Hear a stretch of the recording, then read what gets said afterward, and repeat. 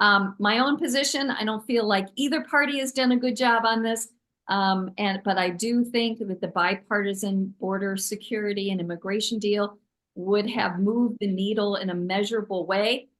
Yet my opponent, certainly not a great deal, but one that would have kind of broken the log jam on an issue that has been so polarizing across our country. My opponent rejected it out of hand. Trump said, you know, we got to keep the border as much a crisis as possible so I can run on it.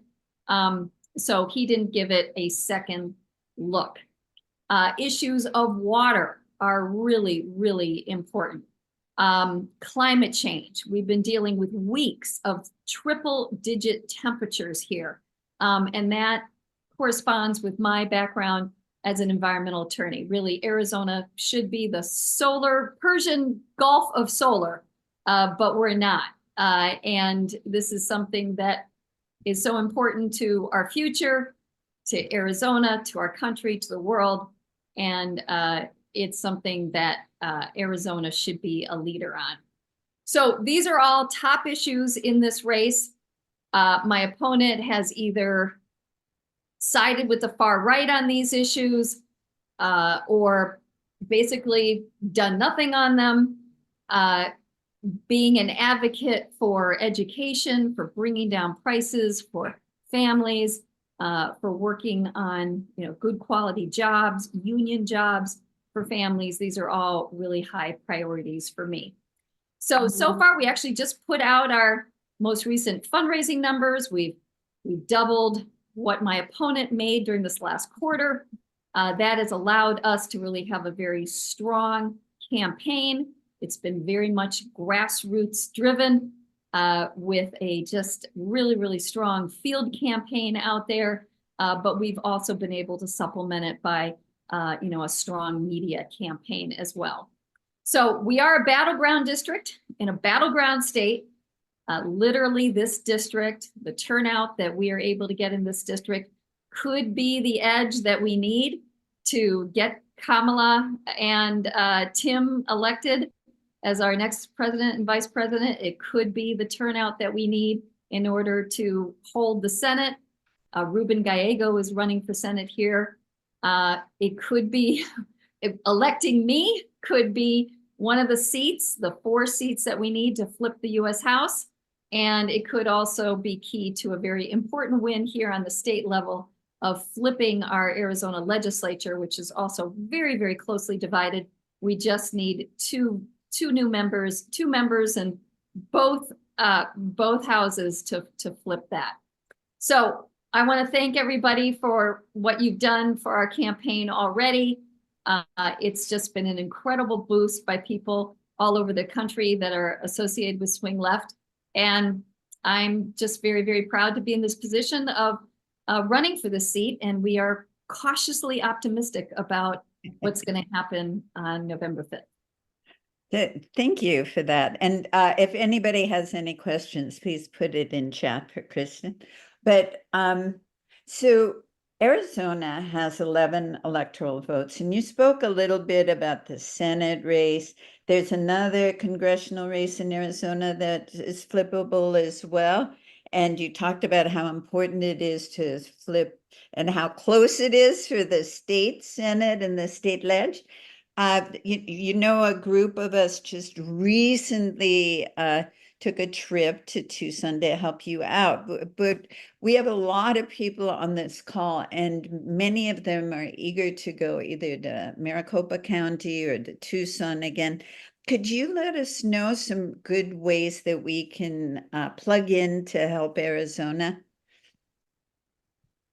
Well, we would, you know, we do have, 21 more days, and we are, we're trying to incorporate as many volunteers into our framework as possible. We are working very closely with the Harris Waltz campaign. In fact, we are pretty much fully integrated now, starting this week for the last 3 weeks. So I would welcome you all to come here to Southern Arizona. I can put in the chat the contact information for my campaign. The other thing you can do is contact the Arizona Democratic Party. They have been just great in terms of, trying to dispatch people to different parts of the state. You did mention the other very, very competitive and important congressional race, CD1, where Amish Shah is running against Schweikert. And that, just like this race, is one of the races that's considered nationally a top potential pickup opportunity for the Democrats. And certainly anywhere you go in the state, you can help collect votes for commitments for votes for Kamala and Tim and Ruben Gallego. Beautiful. But I can drop a few things into the chat. Oh, thank you so much. And I have to compliment your staff, because when we were there, they were excellent. They set us up with some really good turf and really great events. So thank you very much. And It's great we to see wish you all the best. And we're looking forward to a big blue win in Arizona. Okay, thank you. Thank you. Yes, and now we're really pleased to introduce our other guest, who is also ran 2 years ago and was in a tight race, and that is Rudy Salas. So Rudy was born and raised in the Central Valley, and grew up working in the fields with his dad before the sun rose. And this, I just can't believe this. He was the first Latino in the Bakersfield City Council in its 112-year history. So he's a real groundbreaker. And later he served as California Assembly member. Rudy has fought for the values of hardworking families in his community, from protecting a woman's right to make her own healthcare decisions and winning overtime pay for farm workers, to lowering the price of prescription medication and voting against the gas tax. Rudy has always stood up for the Central Valley, and he plans to do so in Washington, D.C. So I know you must be so busy right now, Rudy. Thank you so much for joining us. Yeah, no, thank you. And thank you for having me. And sorry, I'm doing this from the road, but 21 days to go. You're a busy guy. But I feel great about everybody coming together, the postcards, the donations, door knocking, well, we've done like over 1 million phone calls into the district now. And we just knocked on over 150,000 doors, and that's because of everyone's efforts. And so I just want to say thank you to everyone. I can't be in this place without you guys. We know we came so close last time. We just had a historically low turnout.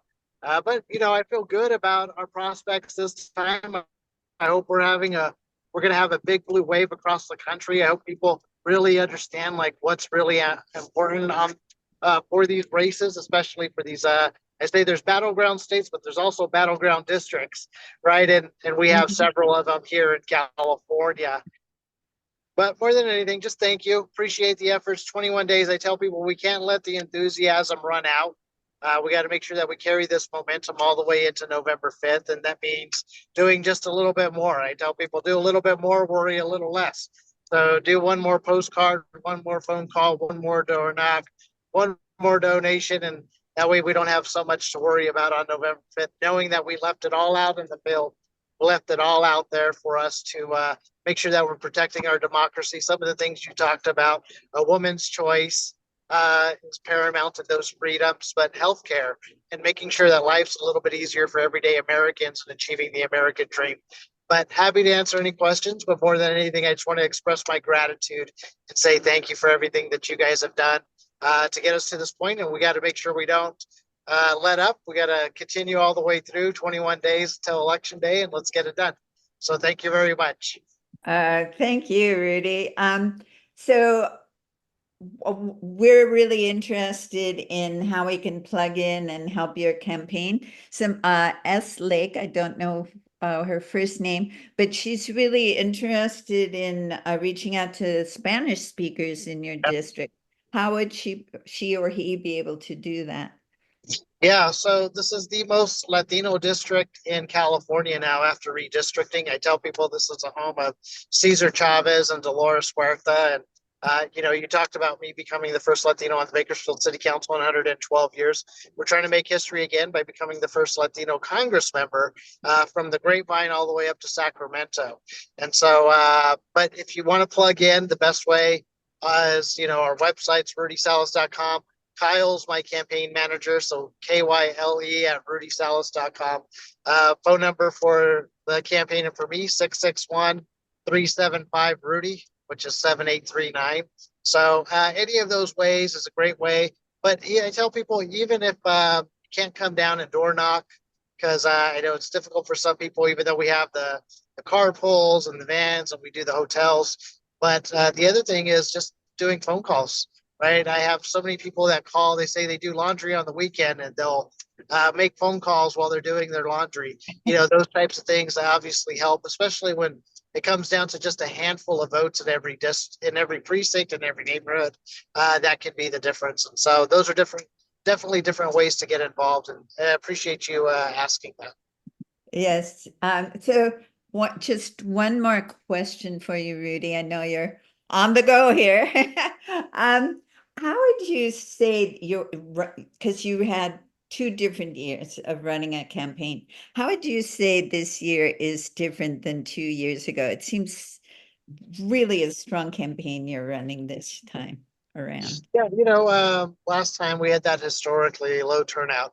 But this time what we've been doing is we've started a lot earlier.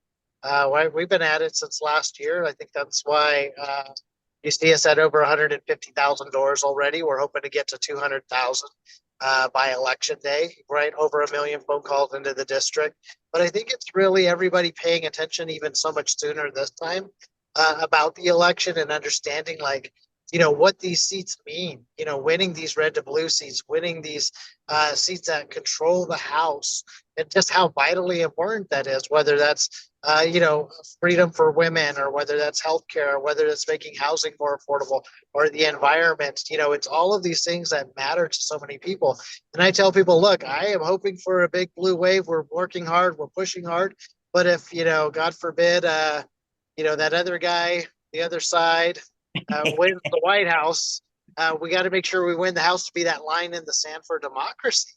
And that's why winning each of these seats is just so pivotal. But, we're working hard. I know everybody across the country, every red to blue candidate, we're all working hard to make sure that we actually get a blue wave and sweep all the way through so that we can actually make a real difference for American families in very real ways. So I would say that's the difference I see from last cycle and this cycle is just the level of engagement, the enthusiasm, and, just the hard work across the entire country. And folks like your group as well, like getting involved early, saying like, hey, Rudy, we're going to do postcards. Hey, Rudy, we're putting you on the impact fund. Hey, Rudy, we're making sure that we're doing phone banks. I think it's all of those things, which I love to see the synergy coming together this time around. All right. That is a beautiful thing. It's fascinating to me how Arizona and CD22 share a lot of the similar issues with healthcare, education, water, environment. It's even though they're 2 separate states, shared issues. So I want to thank both of you for joining us today and taking time out of your really busy schedule. It is really a treat to have you guys here. And I know early voting has started in both of these states. And just before you leave, Kirsten, could you say a word about early voting? And then Rudy, could you say how it's your early voting's going in your district? Yes. And then Yeah, sure. Rudy, it's so great to see you. And there you are driving along, going to another campaign event. It's just so inspiring. It's been really great that, us red to blue candidates, we've actually gotten to know each other a little bit. And boy, it would really be great if we're all going to get elected, because I think it would really be a very powerful freshman class of Democrats. Yeah, voting, anybody can go in and early vote right now in Arizona. It's a very long ballot, but you can literally go in and request a ballot and vote right now. It goes all the way up, I think, until something like just a few days before November 5th. And in the meantime, other people are being sent their ballot in the mail. So voting is happening now here in Arizona. And have you seen any returns yet or anything to? No, I've heard a few numbers a couple Yeah. days ago. First day, there were 1,800 voters in our county, but yeah, I don't really know anything more than that. All right. Good luck. And Rudy, how about you? How's it going? Arizona, Miss Engel, I mean, we've had a chance to get to know each other. She's a fantastic candidate. Look forward to serving with you. We're going to win these seats. We got to win this. We got to win the House. And so, but early voting, yeah, we're still waiting for numbers to get back. Obviously, ballots are in people's hands now. So I tell people GOTV starts as soon as the vote by mail ballots are in people's mailboxes. You know, we're not waiting till the last 4 days before the election. It was the Monday when they came out, and so we've been out there. Each of our teams that have been out there, they've been asking people too, like, hey, not only what's your voting plan, but if you don't mind, we could actually drive you to the county elections office to vote now.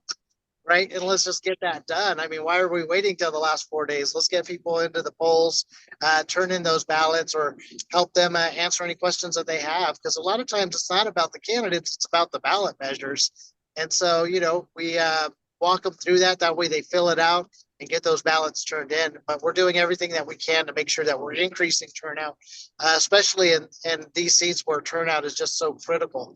Because we know that the support's there. It's just a matter of getting them to turn in the ballot. Yeah, that it's all a matter of turnout. Yeah, and I was just going to say, one of the things that often slows people down is all the other things that are on the ballot, judges, ballot measures. But some of these really great public interest groups, like, the League of Women Voters, have done vote guides on things like that. So for anyone who's out there and they're trying to get some guidance on actually how do these things work, I would just urge them to reach out to some of these organizations that are really unpacking some of these other things besides the candidates that can slow down people actually voting early.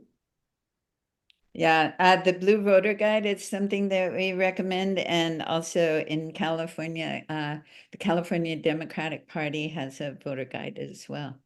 Well, I want to thank both of you for joining us and taking time out of your amazing, I just can't imagine how busy you both must be right now with only 21 days before the election. So thank you very much. And I hope that everybody's inspired to go take a trip to Arizona, take a weekend and go to CD22 and help these candidates win.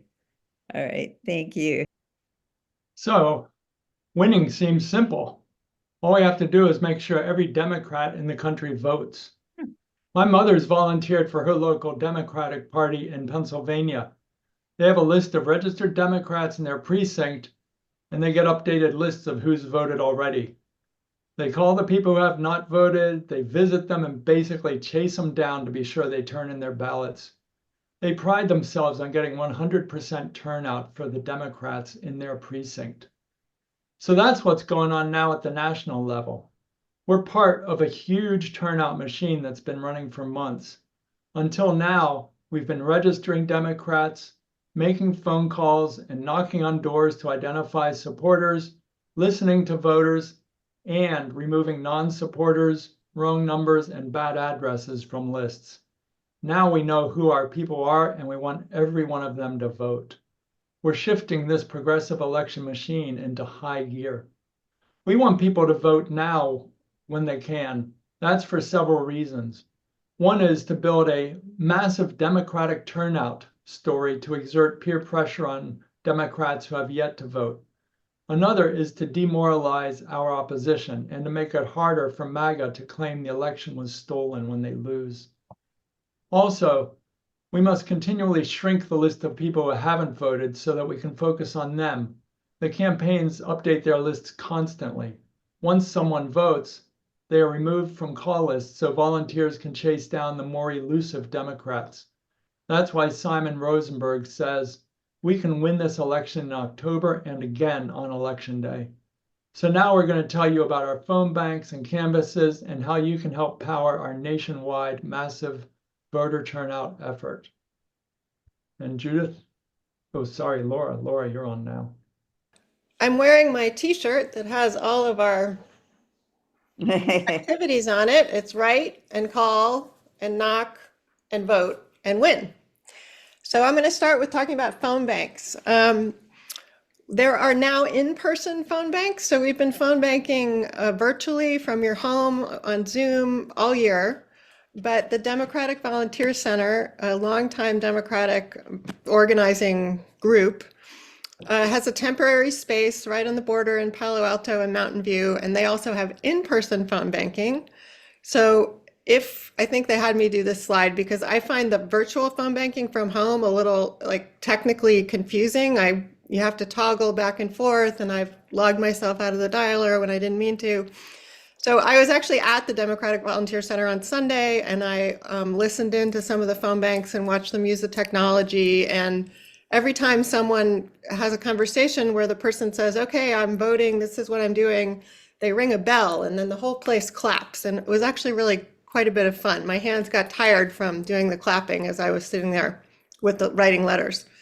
So you can see the times on here where there's phone banking, and there's a training, which is not necessary, but the last one of the cycle, there's a training on Thursday of this week at 7 on Zoom, where if you can really go slowly and take your time and ask questions about how it works. And if you want to do that before your first shift, you don't need to. There's always training at the beginning of a shift, but if you can, that's this week. So the phone banks you're looking at here are till the end of October. And then on the next slide. Okay, Laura, let me interject. If anyone's not seeing the slides, Zoom now has tabs across the top of the screen. There's one called Meeting, and then there's another one called Slides Screen. Tap on Slide Screen, and then you may see the slides. Thank you, Laura. That's a new confusing thing for us. To my point about in-person phone banking, I'm looking forward to just turning my head and saying, how do I code this call? So for the last 5 days, there's phone banking basically all day on Zoom or in person. They're very efficient because as Bruce mentioned, the call lists are updated all the time. Every time someone votes, they come off those lists. So we don't waste time calling people who've already voted. We're always going after the voters who haven't turned in their ballot yet. They're fun on Zoom. There's going to be celebrity activist guests and music and yoga and stuff like that. And it's part of we're a cog in this giant grassroots machine all over the country. And Bruce likes to say it's a numbers game, right? We're just, the higher we drive those numbers up, the more votes we get. The more calls we make, the more votes we get. It's that simple. So you can phone bank all day if you want, or you can just take one shift, whatever works for your schedule. Okay, and next up we have buses, and Judith's talking about those. So Swing Left is sponsoring buses. And just a second, there we go. To CD 13, and we just met Rudy from CD 22. This is another very flippable house seat that we came within 564 votes in 2022. So we need all hands on deck to turn out the vote before Election Day. You'll be canvassing to turn out the vote for Adam Gray, who's running for Congress, and Jessica Self for State Assembly, and other Democrats up and down the ballot. Your personal conversations with voters are the best way to help secure victory. And now you don't even need to drive there.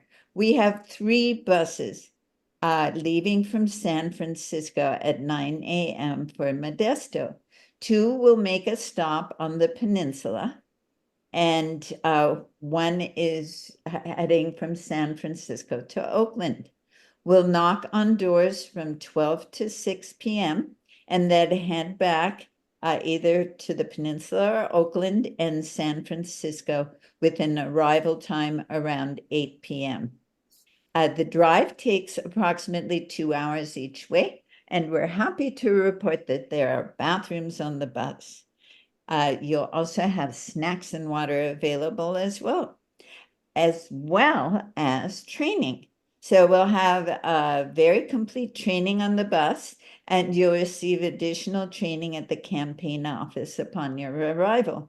Your goal will be to talk to supporters and make sure that they make a voting plan so that they know when they're going to vote, where they're going to vote, and how they're going to vote. Anybody is welcome to join us on the bus. You don't need any experience. We also have buses to Reno. There are some leaving from Mountain View to Reno, and those are sponsored by the Harris Waltz campaign. And the DBC and SCCDP are also sponsoring these buses. They leave on Saturday and return on Sunday, and your hotel stay is included in the trip, which is pretty amazing. Those buses, there are also San Francisco Democratic Party has buses as well. Same deal, leaving every weekend. The ones from Mountain View are leaving the 26th that weekend and the weekend of November 2nd. So I hope that you take a moment and sign up to take a bus trip and help the candidates win in either Reno, Nevada, or CD22, or excuse me, CD13. And now I believe it is Anne's turn. Yep. Hi, everyone. I'm Anne Fraun. I'll just be talking about all the rest of the canvassing going on. In the next few slides, I'll talk about our specific canvassing locations where you can drive, carpool, or fly on your own. These aren't bus trips. So this slide gives you an overview of the general logistics and features that apply to all of our canvassing events that I'm going to talk about. First, like phone banking and the bus training, all of our events start with solid on-site training. If you're new to canvassing, however, and feel like you want a bit more training before you go, please try one of our weekly canvassing orientations. They happen every Tuesday night, and this Tuesday orientation is not required, but it will give you a boost of knowledge and confidence before you go if you're a first timer. So for all of our canvasses, we do our very best to offer the following services: carpool coordination from the Bay Area, matching solo canvassers with a partner at the meetup site, and matching newbies with experienced canvassers when possible. So we're not always perfect in all of these logistical endeavors. We're all volunteers trying to pull this together, but we do our very best. And for our overnight trips to Arizona, Reno, and the farther reaches of the Central Valley, Rudy's district, we try to give you some nearby lodging suggestions. We even arrange some free lodging in some local Democrats' homes for travelers who need to keep costs down. And we also try to arrange at least one fun evening social event for everyone going on the trip. So as far as who we're talking to at the doors, at this point, good news. It's typically a friendly audience. Since ballots are already out, as we've talked about, and early voting has begun, we are really just going back to the doors of our identified supporters to share the logistics of how, when, and where to get their ballots in. We certainly don't want to be sharing this how to vote information with non-supporters at this point. Next slide. Let's see. So as we've heard, Arizona is an important win at many levels of the ballot, from the White House, the Senate, the House, and abortion rights ballot measure, the state legislature. It's so crucial to win this state at many levels. So in Phoenix, we are promoting Swing Left East Bay's canvassing trips, where there is a second must-flip House seat, as we've heard, in addition to Kirsten's race in Tucson. Note that although this list of dates for the trip is October 21st to November 5th, literally you can go any of the dates listed here, any subset. You don't have to go that whole time. You can also head to Tucson on your own to knock for Kirsten in her must-flip House seat there, along with the rest of the ballot. We're putting links in the chat for both the Phoenix and Tucson options. And they will definitely, all these links will be in our follow-up email. And the same goes for all of the activities we're talking about today. We will put many links in the chat, but all of the links will be in the follow-up email. Okay, next slide. So we are also organizing trips to Nevada, to Reno. These are the drive or carpool yourself trips that are an additional option to the bus trips that Judith already mentioned. Again, like Arizona, as you probably know, Nevada canvassing also gives us many wins for every door knock. It's so important at all levels of the ballot. So for our Reno trips, we are partnering with Swing Left Santa Cruz for these overnight weekend trips. So there's one weekend left, as you see here, and then you can go any of those last 5 days on our trip to Reno. So again, you could pick a subset of those last 5 days in November. Again, the organizers of our trips will do their best to help with carpool and lodging coordination. And I do want to mention that there is also a huge need for canvassers in Las Vegas. The bulk of Nevada's population lives in Las Vegas, and there are crucial must-win house seats there that we have to flip. We are not organizing trips there, and you'd have to organize it yourself and fly there, but we'll share links for how to sign up for Las Vegas canvassing. And if you are able to get to that important area a bit farther away, please do so. Both locations, Reno and Las Vegas, are important, so it's just whichever one you could get to if you're interested in Nevada. Next slide. Okay, and Judith has already told us a bit about Congressional District 13, where we are knocking on doors for Adam Gray in the Central Valley. This district is literally within our reach, literally and figuratively, in our quest to flip the US House. It's fairly close by, so that's the literally within our reach. It's about an hour and a half to 2 hours away, depending on the city you go to. And it's one of the closest races from 2022 that we just came a little short, 564 votes short. So we really are close to flipping this House seat. As in addition to the buses that Judith mentioned, you can drive yourself or carpool for canvasses any weekend or any of the 5 days in November. So sort of like a lot of our places. Next slide. And finally, last but not least, is Rudy's district, Congressional District 22 in the Central Valley. We are pretty relatively short of canvassers here in District 22.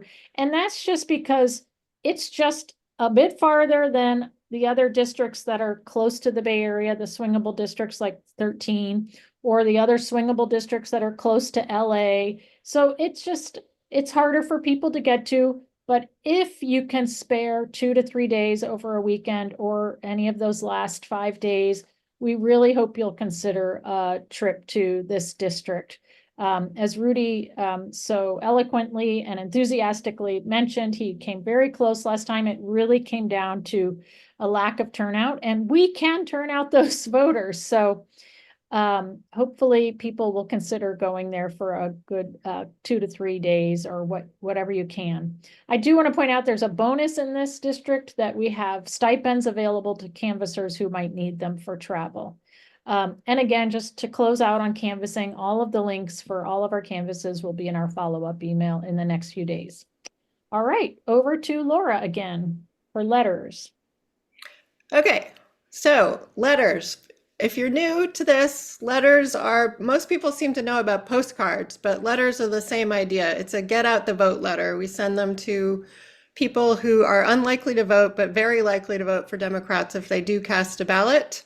And it's a pre-printed template, and we add a little handwriting to it. There's a picture of a letter, a sample letter in the lower right-hand corner. We had a goal of writing 700,000 letters this year. That our target was 7% of the national total goal, which is 10 million letters. We're not even done yet, and we've already exceeded that goal by 87,000 letters, which is that is a big number of letters. It's almost 10% of what's been written nationally so far. There are a bunch of letter writers on this call. I saw Betty Casey, Andrew, Sherry Rose, Joanne. And most of those people also, in addition to writing letters themselves, help organize other people to write letters, which is how we've gotten to such a huge number. And it's time to deploy those letters, just like Bruce's mom's group in Pennsylvania. If they don't get them with a phone call, they knock on their door, and then, you know, maybe they see them at the grocery store, and they just keep nagging until that person turns in their ballot. Our get out the vote strategies are the same way, right? The letter's another nudge, another reminder, another like get that ballot in, and we're deploying those right now. They're starting, that many of them are already in the mail. They all need to be mailed by October 29th, and we're writing right until the end. Many of you probably know we have a letter pickup system where you can pick up letters from local porches. That system's shutting down. If you want to pick up letters, you need to order. Tomorrow is the last day to order. And then after that, you can get letters by coming to our public letter parties. This is a partial list. I couldn't fit them all on, but they're all at our swingleftpeninsula-letters.org website, and you can go to the party calendar and sign up. So what comes after letters? Oh yeah, okay. This is probably my favorite slide of everything we're doing tonight. So we talked a lot about voting early. And the answer to when is your vote more than a vote is when it's an early vote. Because when it's an early vote, like we've been talking about, it comes off those rolls. And then all our powerful Democratic field campaigns, that's all of us, all the work we're doing, all the letters we're sending, the phone calls we're making, they keep going, you know, they keep working further and further down the list to the less and less likely voters and driving that turn up as high as it can go. So make sure that you yourself vote early and that you tell everyone you know all across the country, send an email to everyone you know across the country saying that to help Democrats win, get your ballot in as soon as you can. Almost every single state has a significant early voting period now. And sometimes it's pretty new and people don't know about it. So both want to say that that it's an option and say how important it is. The chart on the left, I want you to pay attention to the top line and to two numbers. In 2020, Democrats had 50.2% of the early votes cast on this day, 22 days before Election Day. In 2024, 58% of the early votes cast belong to Democrats. So we're running ahead of where we were in 2020. And if you compare the Democrat to the Republican number, you can see that in 2020, we were about 14 points ahead. In 2024, we're, what is that? Almost 29 points ahead, 28 points ahead. That is, again, a very early, because it's still early, but an early expression of our powerful field campaigns getting out and getting people to turn in ballots. We're doing that better than the other side. So that, and it's reflected in the first data that we have on that point. So, you know, I talked about all this voting, this stuff you can do yourself. Voting early is another volunteer activity that's just incredibly important to us winning. And let's see, I'm now going to turn it over to Judith just to summarize everything you can do in the last 5 days. So let's take a moment right now. There are now 21 days left. We all want to arrive on November 5th, knowing that we have done everything we can to help Kamala Harris win her election and make certain that she has the Senate and the House to support her agenda. Action is the balm for anxiety, and believe me, a lot of people have been coming up to me really anxious. So do something. Whatever you're doing right now, ask yourself, can I do more? We have phone banks to swing districts nationwide. The Bay Area Coalition will be holding marathon phone banks for Get Out the Vote. And we have fantastic guest speakers during our breaks. Kira Sedgwick is joining us, as well as musicians and comedians to help cheer us on as we make calls for the DNC and the California Democratic Party. Or you can go make these calls in person at the DVC. You can knock doors in Reno. You can drive or hop on a bus. You can knock doors in Arizona, in Tucson, or in Maricopa County, which is the 4th largest county in the whole of the United States. Or you can join us to flip the house, canvassing in the Central Valley. There are free buses to Modesto for Adam Gray, and there's carpools. You can drive yourself. You can also spend a few days, and some people are actually going up to Bakersfield and Hanford and spending a week or two before the election. So take a moment right now and sign up for everything that you can. Millions of Americans nationwide have decided that democracy is not going to slip away on our watch. We are working. We have donated.